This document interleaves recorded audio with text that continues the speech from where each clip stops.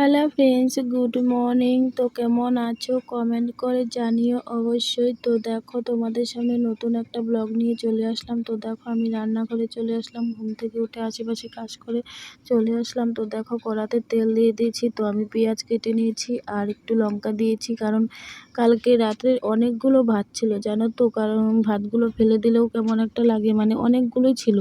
তো ভাবলাম ভাতগুলো ভেজে নিই, তো মেয়ে আর আমরা সবাই খেতে পাবো। তো দেখো আমি ভাতগুলো ভালো করে ভেজে নিচ্ছি, কারণ সবসময় আমি ভাত ফেলে দিই। তো আজকে ভাবলাম যে ভাত একটু লেট করে ঘুম থেকে উঠেছি, তাছাড়া খিদেও লেগে গেছে। তো ভাবলাম ভাতগুলো ভেজে তারপর খেলে তো পেটও ভরে যাবে, তো ভাতগুলো ফেলতেও হবে না। তো দেখো আমি ভালো করে ভেজে নিচ্ছি ভাতগুলো। তো আমার মেয়েও ভীষণই ভালোবাসে মানে ভাত ভাজা খেতে, তো অনেক দিন পর ভাত ভাজা করছি। তো দেখো আমি ভালো করে ভেজে নিচ্ছি। তো কে কে ভাত ভাজা পছন্দ করো অবশ্যই কমেন্ট করে জানিও। তো দেখো আমি ভেজে নিয়েছি, আর জানালাটা জানো তো খুললেই মানে গ্যাসটা উড়ে, তো এর জন্যই জানালাটা খুলতেই পারি না। তো দেখো আমি এদিকটায় খাওয়া দাওয়া করে আবার চলে আসলাম জামা কাপড় ধুতে। তো অনেকগুলো জামা কাপড় ছিল, তো ভাবলাম কয়েকদিন থেকে বৃষ্টি বৃষ্টি, তো দেখো মানে যখনই ভাবি যে জামা কাপড় ধুবো তো কখনোই মানে ধুতে পারি না, এতটাই বৃষ্টি পড়ে। তো আমি ভাবলাম যে আজকে যতটাই বৃষ্টি থাকুক তবুও আমি জামা কাপড় ধুবো। তো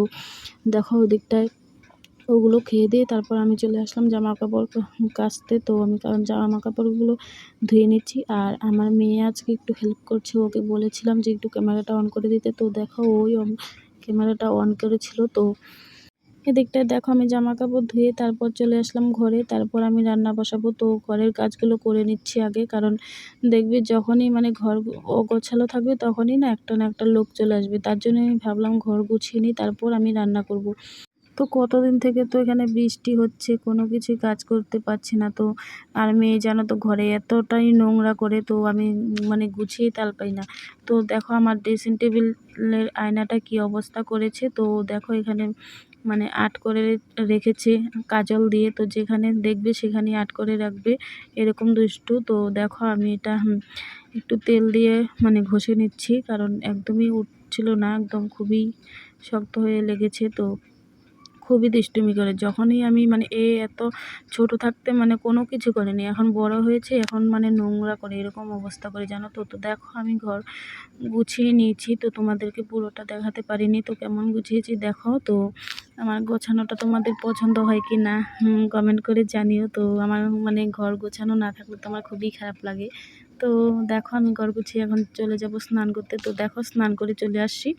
তো এসে দেখো আমি রান্না বসিয়ে দিয়েছি, তো ডাল বসিয়ে দিয়েছি, দেখতেই পেয়েছো ডাল বসিয়ে দিয়ে তারপর আমি দেখো মিষ্টি কুমড়োগুলো কেটে নিয়েছি, তো ভাজা করব। তো দেখো উচ্ছে ভাজা করছি এখানে, আর দেখো ডাল নামিয়ে ফেলেছি। তো তো খুব তাড়াহুড়ো করে রান্না করছি, তাই আজকে আমি এগুলোই রান্না করব। তো বেশি কিছু রান্না করব না, অনেকটাই লেট হয়ে গেছে। তো দেখতেই পেয়েছো আমি কত কি কাজ করি। আরও অনেকগুলো কিন্তু আমি জামা কাপড় কেচেছি, কারণ যখন স্নান করতে গিয়েছিলাম তখন। তো আরও অনেক কিছু কাজ করে নিয়েছি, তোমাদেরকে দেখাতে পারিনি। তো দেখো আমি আজকে এগুলোই রান্না করব, বেশি কিছু রান্না করব না, কারণ অনেকটাই লেট হয়ে গেছে, মেয়েরও খিদে লেগেছে। তো সবারই খিদে লেগেছে, তো দেখতেই পেয়েছো সকালে কি খেয়েছি। তো এগুলো খেয়ে তো থাকা যায় না। তো দেখো আমি মিষ্টি কুমড়ো ভাজা বসিয়েছি, এতে ফোড়নে দিয়েছি শুকনো লঙ্কা আর দিয়েছিলাম কালো জিরে, তো এগুলো দিয়ে আমি ভেজে নিচ্ছি। তো আজকে এগুলোই রান্না হবে। তো দেখো আমি রান্না করে চলে আসলাম খেতে। তো দেখো থালাটা কি সুন্দর সাজিয়ে নিয়েছি, কারণ হোটেলের মতো সাজিয়ে নিয়েছি, নিরামিষ রান্না করেছি তাই খেতে ইচ্ছে করবে না, তাই ভাবলাম একটু সাজিয়ে নিই।